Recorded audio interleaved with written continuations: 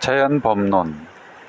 로쿠는 자연 상태에 대한 서술로 논의를 시작합니다. 그가 생각하는 자연 상태는 국가나 정부가 없는 상태를 말하는데, 그는 이것을 자유의 상태이자 평등의 상태라고 보았습니다. 사람들이 자신의 의지에 따라 소유물과 인신을 처분할 수 있고, 어떠한 복종이나 종속 없이 상호간에 평등한 상태라는 것입니다. 여러분은 고등학교 시간에 토머스 홉스의 만인에 대한 전쟁이라는 관념을 들어보셨죠?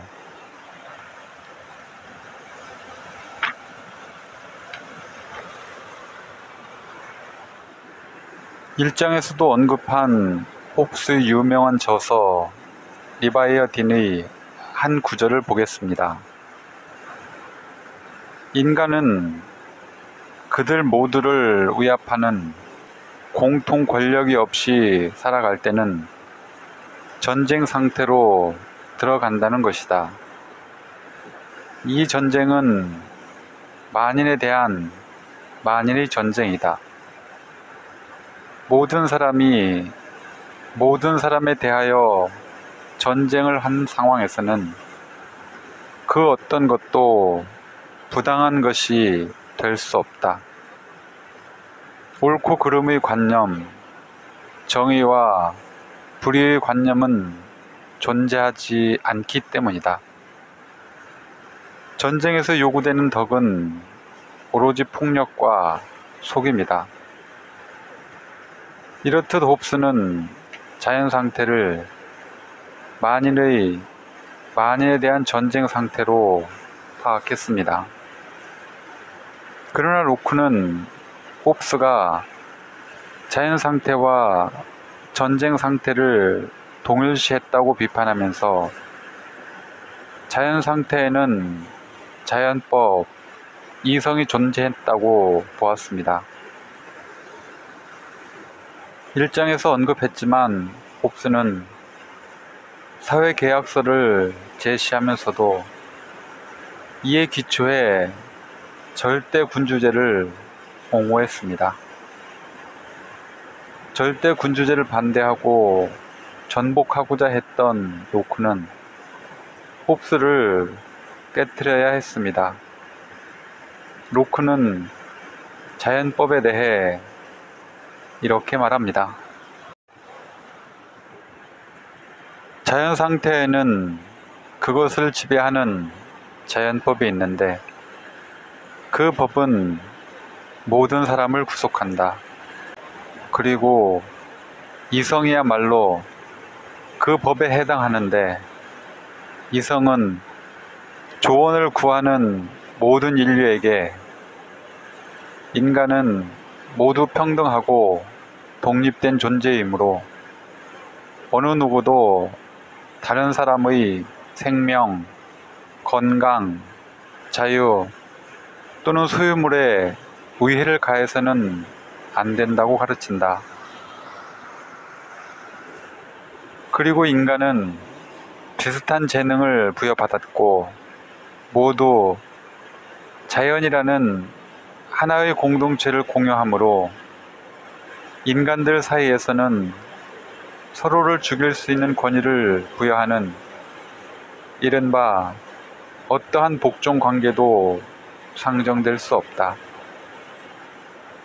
그 자신의 보존이 위태롭지 않을 때 인간은 가능한 최대한 타인을 보존해야 하며, 공격자에 대한 정당한 반격이 아니라면 다른 사람의 생명 또는 생명을 보존하는 데 필요한 것, 곧 그의 자유, 건강, 신체 또는 재물을 빼앗거나 손상시켜서는 안 된다.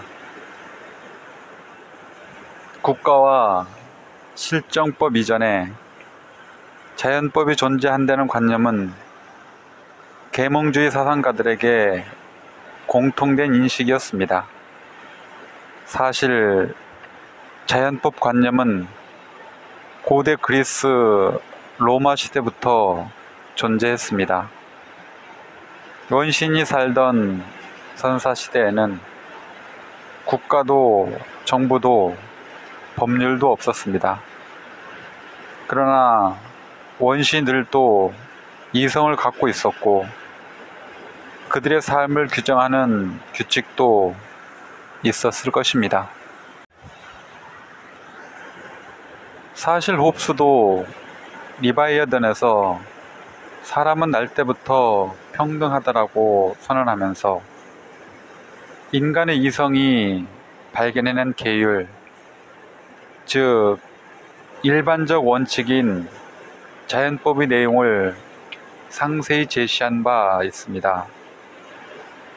저는 자연 상태란 전쟁 상태임과 동시에 이성이 존재하고 또 작동했던 상태라고 보는 것이 온당하다고 생각합니다. 로크가 제시하는 자연법 내용 중에서 제가 주목하는 부분이 있습니다.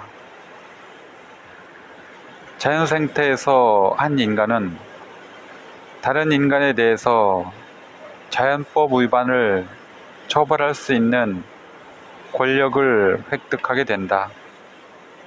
차분한 이성과 양심이 명하는 바에 따라 범법자를 그의 침해에 비례하여 응징할 수 있는 권력으로서 배상과 범죄의 역조를 목적으로 하는 것이다. 침해에 비례한 응징이라는 로크의 말은 범죄와 형벌 사이에 비례의 원칙을 적용해야 한다는 의미입니다. 법의 정신이 죄와 벌의 올바른 균형을 주장했음을 기억하실 것입니다. 이는 현대 민주주의 형법의 핵심 원리입니다. 로크의 이 주장은 몽테스키웨로 이어지고 사장에서 볼 베키리아로 이어집니다. 법의 정신 강의에서도 살펴보았지만 전 근대 유럽에서는 절도범에 대해서도 사형에 처했습니다. 이런 법률이 현대의 한국에서 만들어졌다면 바로 위헌으로 결정날 것입니다. 현대 사회에서도 흉악 범죄가 발생하거나 범죄가 증가하면 처벌 수위를 높여야 한다는 여론이 조성됩니다. 국민의 분노 또는 불안이 반영되는 현상입니다. 그러나 차분한 이성과 양심에 따라 판단하면 형벌을 높인다고 해서 범죄가 줄지 않는다는 것을 알 수 있습니다. 실제 조사도 그러합니다. 그리고 범한 불법에 비례해서 제재를 받는 것이 정의의 관념에도 부합하죠. 로크의 현명함은 이러한 점에서도 확인됩니다.